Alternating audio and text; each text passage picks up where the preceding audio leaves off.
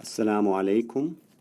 Assalatu wassalamu ala Sayyidina Muhammad wa ala alihi wa sahbihi ajma'in. Today we want to talk about another topic related to communication between family members, especially kids to their parents and parents to their kids, plus an aspect of parenting. To open up, we start with a verse in chapter 12, verse 4, of which we can learn many lessons regarding this topic.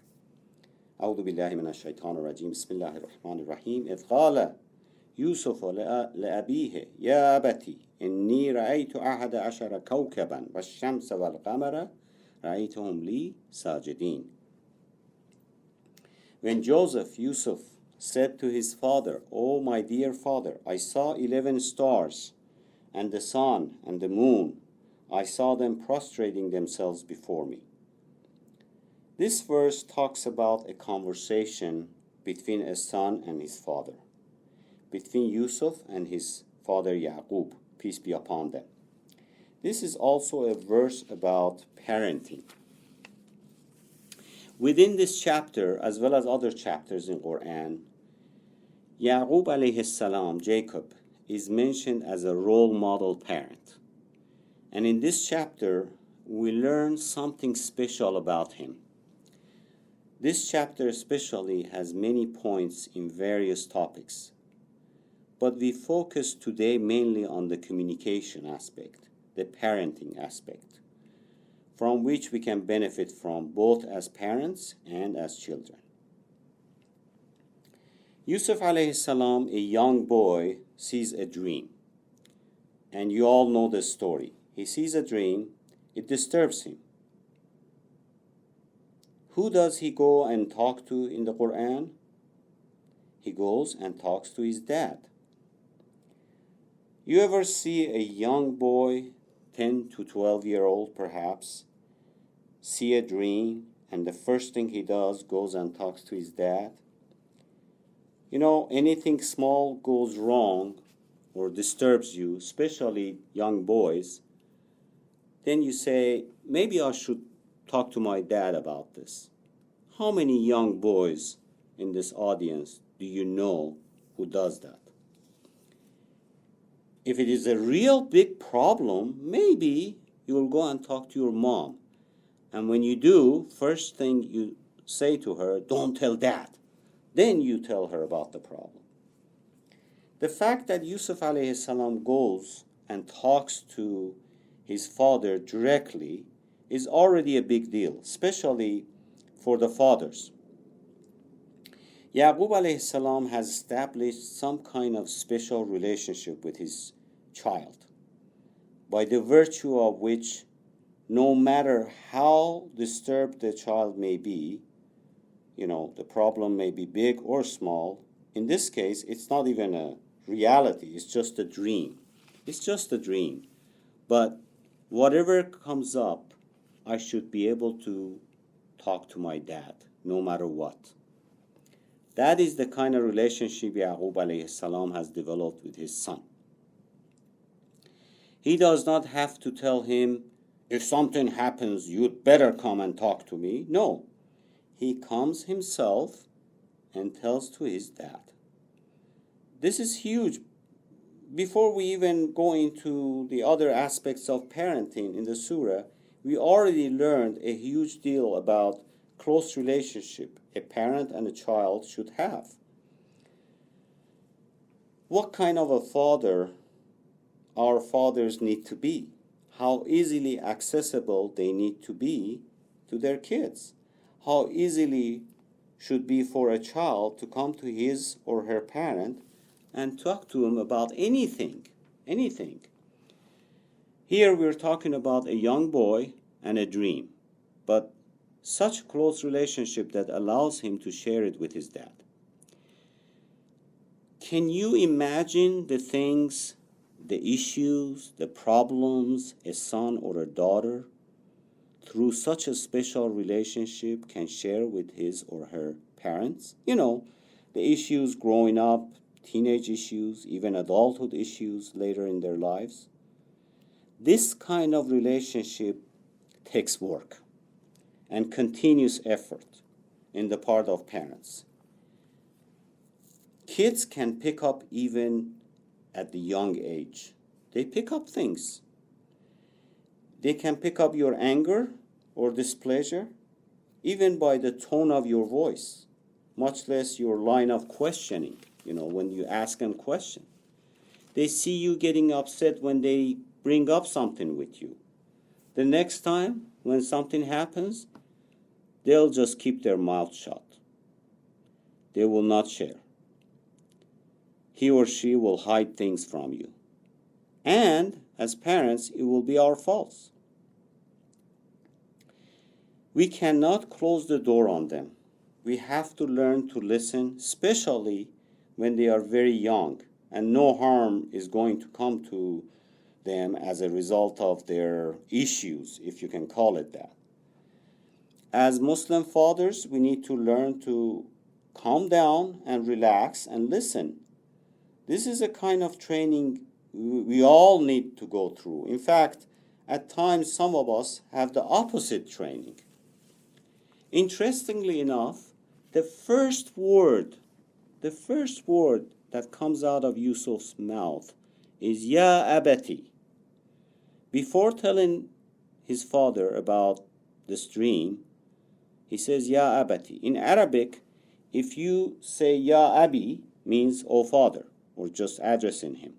But when you say Ya Abati, that ta that's added is a show of respect and love. O my respected father, O my beloved or dear father, or Dad, I love you. Just by adding that ta when he's addressing his dad. What we now learn about this 11-year-old not only is coming forward to share his concern with his father, but also does it in a very loving, respectful way. So this is a compliment to the child for what and how he's doing it, but also a compliment to the father. That not only he has created a very close, good and loving relationship with his son, but at the same time has taught him to respect. Because, when you get frank with kids, what happens? They get too comfortable with you.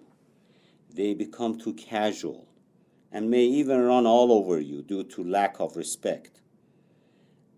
Then you have to become strict and rigid so they don't lose their respect to you.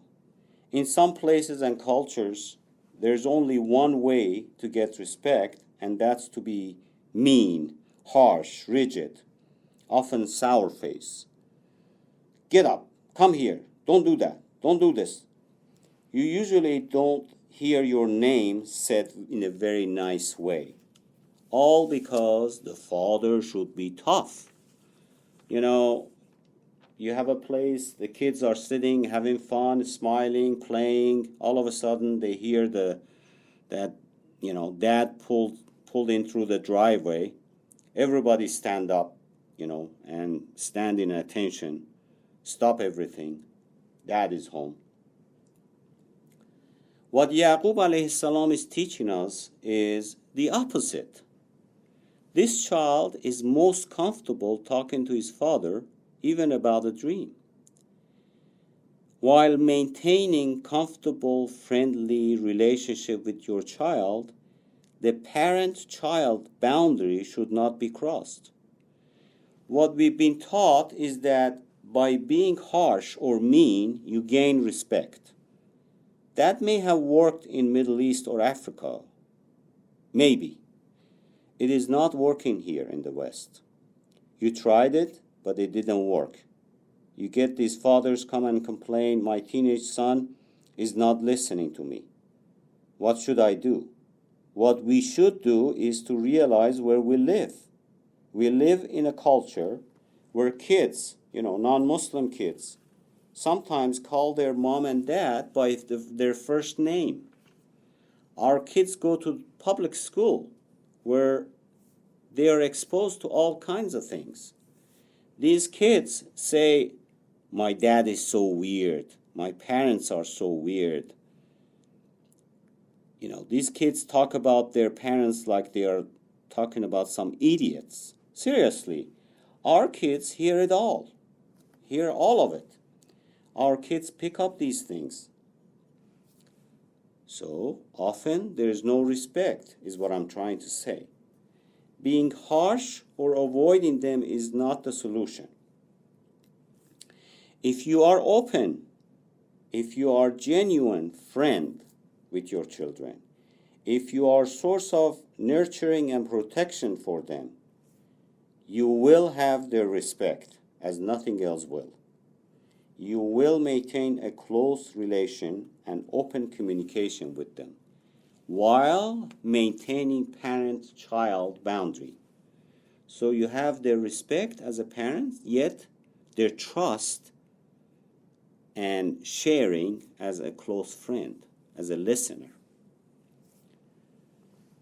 You know, one of the biggest problems we have is as children grow older, they stop talking to their parents. They don't talk to them, period. You know, I predict if this was a live lecture and I asked the parents who are sitting there to raise their hands if their teenage kid or older kid did not talk to them or share with them, a large percent of the audience would raise their hand. Unfortunately, we're all experiencing this to some level. Of course, we have to acknowledge naturally there is a generational gap, but as to the question of, you know, how much of this gap we create ourselves as parents. On this, both sides are, of course, to blame. On the parent side, especially fathers who are away at work during the day, and when they come home, they do not spend time with their 4 or 5-year-old kids and build that relationship, build that line of communication. You know, at these early ages, children like to make their parents proud because parents are like role models to them and have the most influence on them in these early ages. Like, you come home, Dad, look at this toy I made. Yeah, okay, let me sit down. You know, we need to listen to them, spend time with them. Otherwise, 10 years later, when he's 15 years old, you ask him how was his day, he will say, I don't know. Or the best he will say, fine. Then you complain, my teenager doesn't talk to me. So in early ages, they want to be like their parents. They see that, you know, typing on a computer, they want to do the same thing. But 10 years later, when they become teenagers, they want to be like their friends. And more importantly, they want to be nothing like you, the parent. Exact opposite. They go through that phase, which is a high risk and dangerous age. So by that critical age, if you didn't have an open, friendly, clear, transparent, loving relationship, then as parents, we are all in serious trouble. Here, in this chapter, Surah Yusuf, it shows there was already an open, loving, respectful relationship between them, which is critical for both. How many of us carry a real conversation? I mean, real one, without cell phones, without Facebook, without texting, a genuine, uninterrupted conversation where we both have each other's undivided attention. How many? Well, with kids, if you're not listening, kids know. They pick up. I say fathers mostly because they tend to be more preoccupied with other things than mothers who naturally tend to be more attentive and, you know, listening. Part of, you know, their soft, nurturing nature. The bottom line is parenting takes work. need to get in shape, not for yourself, but for the sake of kids. Incidentally, on the next verse, Yaqub alayhi salam's answer starts with similarly with love. Ya bunayya, O my loving son, O my dear son. This is the kind of relationship that was established between them. So let's see what Yusuf, peace be upon him, said. Ya abati inni ra'aytu ahada asharan kawkaban wash-shamsa wal-qamara ra'aytuhum li sajidin. O my dear father, I saw 11 stars and the sun and the moon. I saw them prostrating themselves before me. So much is missing in the straight or direct translation. You notice the verb saw, which is a past tense of see. Saw is used twice in the verse. Yusuf alayhi salam says, I saw 11 stars and the sun and the moon. Then he says, I saw them prostrating before me. Why? This is exactly how children talk.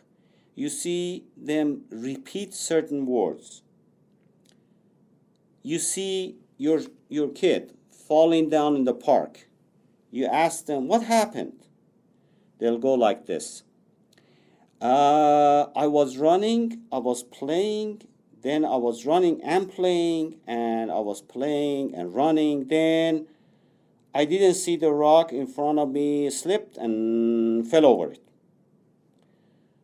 You note they keep repeating until they get to the troubled part, and they just say it once.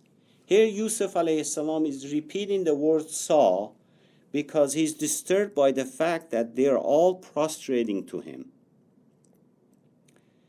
It says, رَأَيْتُهُمْ لِي سَاجِدِينَ, instead of saying رَأَيْتُهُمْ سَاجِدِينَ لِي, which is grammatically, that would be the natural way to put it. رَأَيْتُهُمْ سَاجِدِينَ لِي. But he says, رَأَيْتُهُمْ لِي سَاجِدِينَ, which is, it's called متعلق بالخبر المقدم. So grammatically it means to me they were prostrating, to me they were doing a sajda. Why me? He was shocked by that. That part is mentioned in a disturbing language in the verse. So we get the picture how he's presenting it to his father. Then it uses the word sajidin, or those who prostrate. Sajidin is used in Quran for people who are aqil, by creatures who have intelligence, people. The Arabic term for things or ashya that prostrate is either sajida or sajidat. He uses the word sajidin. This is how Yusuf alayhi salam describes it. You know what Quran is telling us here? By his using human sajidin, one of the interpretation is that it is as though the smart boy had already figured out what his dream means, at least to some level. That's what disturbed him even more, because sajidin is not used for the sun and the moon and the stars. That helps us understand the verse after next verse even more, because his father immediately gives an answer that is complementary to Yusuf alayhi salam and tells him he's going to have a great future. As he says on verse 6, وَكَذَلِكَ يَجْتَبَيْكَ رَبُّكَ وَيُعَلِّمُكَ مِنْ تَأْوِيلِ الْأَحَادِيثِ وَيُتِمُّ نِعْمَتُهُ عَلَيْكَ وَعَلَى آلِ يَعْقُوبَ. So, thus your Lord will choose you and teach you the interpretation of events, stories, and perfect his favor upon you and upon Jacob's family. So first, his compliment to his son, then the good news of great future. Now, how often we as parents compliment our kids and tell them they will have a great future, inshallah. It's almost as though it's forbidden to compliment our children. Saying things like, great job on the test. I'm proud of you. MashaAllah. Keep up the good work. We have to compliment our kids. It builds their self-confidence. Here in this great surah chapter, in its beginning, the father encourages his son, compliments him, so that, there's reason for all of this. When later he goes through hardship, then ends up in a different country, with that confidence, saves that nation. So when the time came, he stood up confidently and took the position of Ministry of Treasury and managed the whole country through economic crisis. He stood up, said assertively, I know how to manage it. This is confidence. And in the beginning of his life, his father gives him that encouragement, making him believe in himself. وَكَذَلِكَ يَجْتَبَيْكَ رَبُّكَ وَيُعَلِّمُكَ مِنْ تَأْوِيلِ الْأَحَادِيثِ. Your Lord will choose you and will teach you. This is all mudari, future. In other words, Yaqub alayhi salam realizes this kid is very special. Ijtaba in Arabic means when you recognize a talent or capability in someone and choose him based on that talent. Seeing a dream is not a talent. The fact that he figured out, at least to some level, what it means, it's a talent. And the father is perceptive enough to realize the talent, the potential when he sees it. Of course, Yusuf alayhi salam may have had other attributes as well that made him special. But here, this verse says, وَكَذَلِكَ. That means in this way, or hence, or therefore, meaning based on what Yaqub alayhi salam just had observed from his son. وَكَذَلِكَ يَجْتَبَيْكَ رَبُّكَ. Hence your Lord will choose you. You got something special. You have the potential. You have the signs. Hence Allah will teach you how to interpret, how to explain speeches, events, visions, and not only He will choose you and teach you, وَيُتِمُّ نِعْمَتُهُ عَلَيْكَ, but also He will perfect His favor upon you and Ali Yaqub, Yaqub's family. Look, his father is telling him how encouraging he is. Of course, given Yusuf alayhi salam being a good believer, this is a huge compliment to him. Unlike some of the statements some of us make often to our children, you are a loser now, and you're always going to be a loser. You are such a disappointment. Yaqub alayhi salam here is affirming his son's good talent, good attitude. What that means to us parents, if we have a child who has a talent, who has a potential in something, no matter how small, we have to acknowledge it and encourage them. And we can't do it unless we listen to them, watch them, spend time with them, so we know. Had Yaqub alayhi salam not been listening, I see 11 stars and the sun and the moon prostrating before me. Okay. Let me finish watching the news. Even a child deserves to be listened to. That is the sunnah of Yaqub alayhi salam. They're not always ranting, we should know. They're not always raving. They have something to say, something to offer. A parent who listens to his and her child is very cognizant and clear about their child. They know them well. They know what he or she likes or dislikes, even his potential, his flaws, like if he has anger problem, if he has jealousy problem, if he rushes into things, or if he or she is not meticulous, and so forth. Good parents do not use the child's flaws to attack them, to humiliate them. They still compliment him for his good attributes, but are aware of his flaws. On the other extreme, there are parents who think their kids can do no wrong. Everything they do is okay. Everything they do is fine. They are immune to sin. When someone is talking about kids who are bad, they do bad things, that's not my child, they say. Now, Yaqub's other kids messed up. Now we talk about them. Yaqub's other kids messed up. Means not all of them were like Yusuf.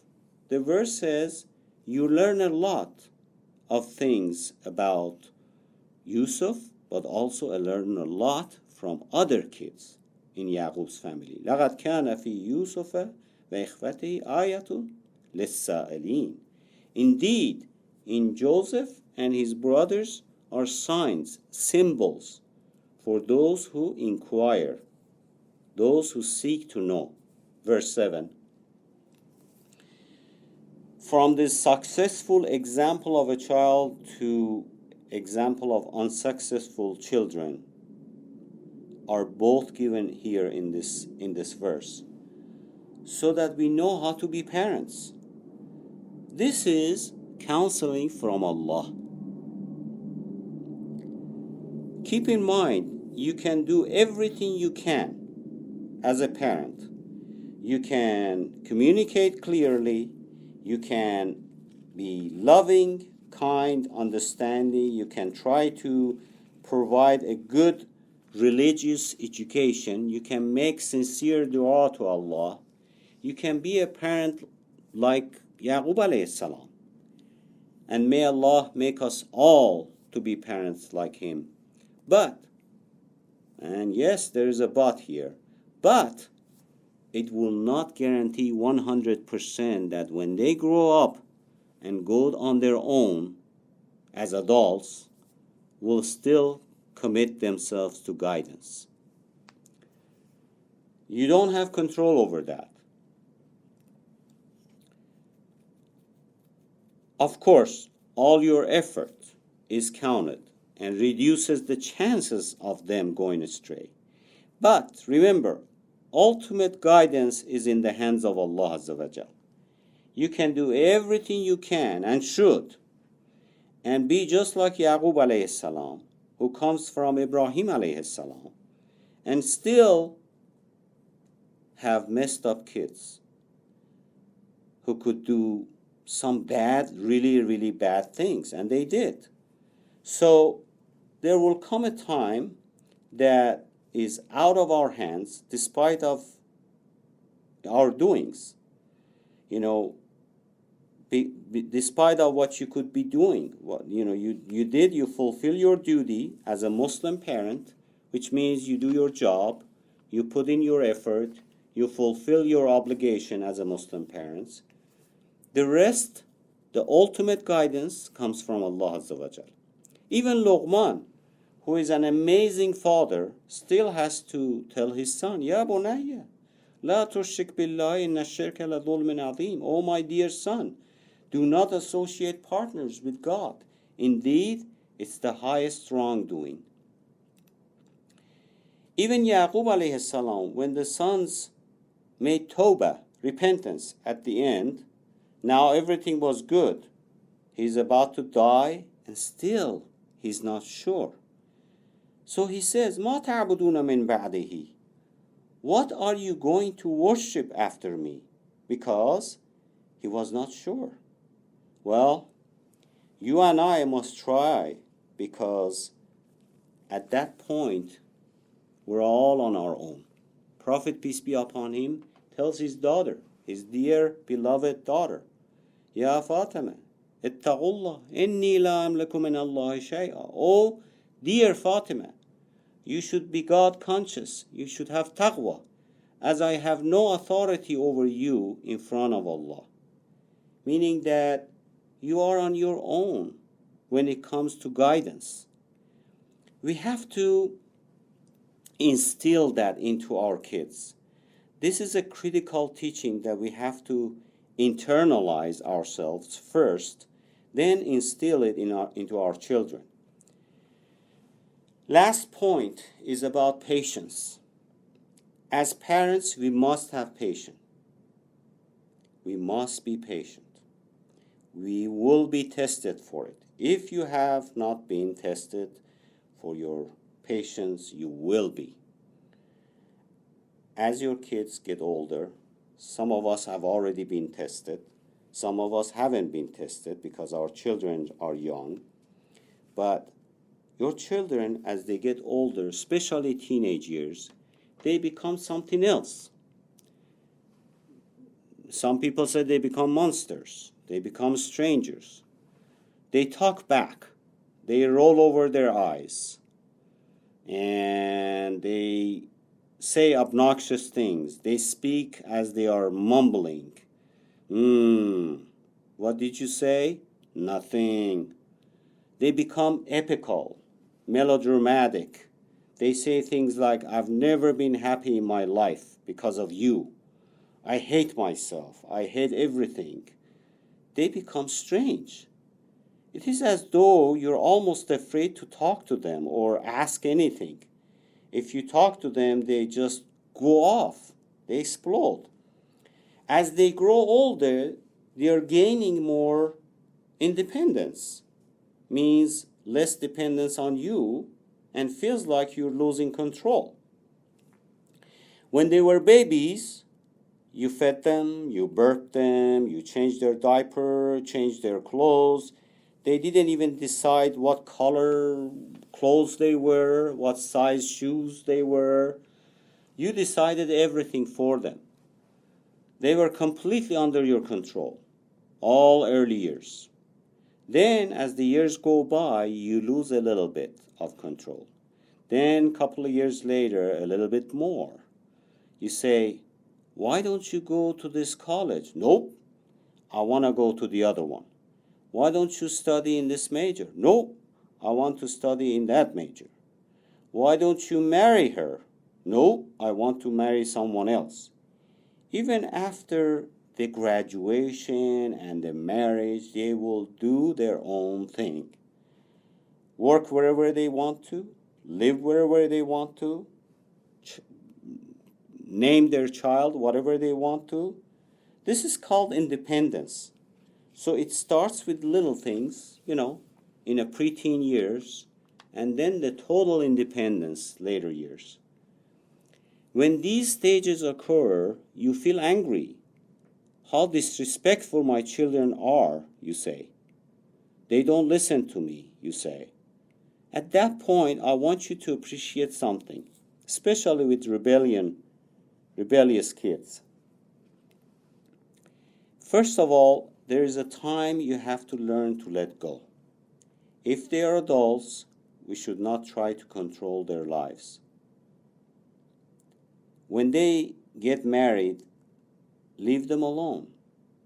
Be there for them, be nice to them, offer help, but do not interfere. Don't invade their lives. You're not going to do any good. You're going to make them miserable. Don't do it. Just let them be. On the other hand, on the flip side, sometimes the wife tells her husband not to give his parents their rights, or the husband prevents the wife to give her parents their rights. So both have to control the situation and make it amicable. But this conversation is more about parents who don't know how to put the brakes on and let go a little bit for the sake of their children. not just for their, life here, but also for their akhirah. If you're not happy with them, how can Allah be happy with them? We must be grateful for what we have and ask Allah's help for what we think these children lack or they don't have. So, what if it's not perfect? And I know we all want it to be perfect, but it's not Jannah. Of course, you are and should always be there to advise them, to help them see the truth, show your support and encourage them, especially when you see them trying. This is the point I was building up to. Yaqub's sons messed up pretty bad. Pretty bad. They didn't just mess up his house or his car, break down a window, or came home late. They left their brother in a well out in the wilderness. That is pretty big. Let's say if you scratched dad's car or threw away some of dad's important books or papers or broke mom's famous china, what do you think their reaction will be when they come home? You say, oh, I don't even want to know. He or she will explode, you say. These guys came home to Yaqub alayhi salam and showed his shirt with fake blood. What does he do? If it was us, we would say, this is going to be pretty bad. These guys are going to get it. What comes next? Yaqub says, فَصَبْرٌ جَمِيلٌ. I am just gonna find beauty, sweetness in patience. When I first saw this verse, when I first read it, I didn't understand why and how. It's as if I'm sitting in a room with him and I'm asking him why. Why did you say sabr, patience? Why, you should hit them or at least smack one of them. But he says instead, Sabrun Jamil Wallahu Musta'an. I will find beauty, sweetness in sabr, in patience. And Allah's help is there to be sought against that which you describe. He knows they're lying, but he answers as such. Now, why does Quran brings this up? This is a really important question because this event comes up in our household all the time. That kids say things, do things that make you really, really angry, and our immediate response is with anger. Here, Yaqub alayhi salam response is patience. Why? Because he's a very intelligent father. As we learned in the beginning of the surah, he knows his kids very, very well. So he says to Yusuf alayhi salam, لا تخصص رؤياك على إخوتك فيكيدوا لك كيدا. Do not say anything to your, of your vision, this dream, to your brothers, lest they will plot against you. He called it as an eminent play because he knows his kids. So he knows there are times that yelling at your children will make things worse. Therefore, the only thing you can do is be patient and ask for Allah's help. This pattern repeats for some of us. We see something, yell at them, they slam the door and leave, then they come home again, the same thing happens again, and over. It's just a repeating pattern. We need to learn from Yaqub alayhi salam to be patient and make lots and lots and lots of dua. By the way, you can't be patient for 3 days, then say, I've been patient and nothing changed, it's not working. You can't put a timer on your sabr, on your patience. Yaqub alayhi salam sabr Does it pay off eventually? He has sabr, right? Does it pay off eventually? Do those kids eventually come around by Allah's grace? They do, right? Did it happen in a week or a month or a year later? It happened when it happened. We do our part, then be patient and put our trust in Allah's hand. These aren't just stories.